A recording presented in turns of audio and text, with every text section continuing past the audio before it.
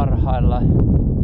Pakkasta vähintään -22, tuuli puree aika ilkeästi. En tiedä paljonko pakkasvaikutusta on, mutta vähintään voi olla noin -40.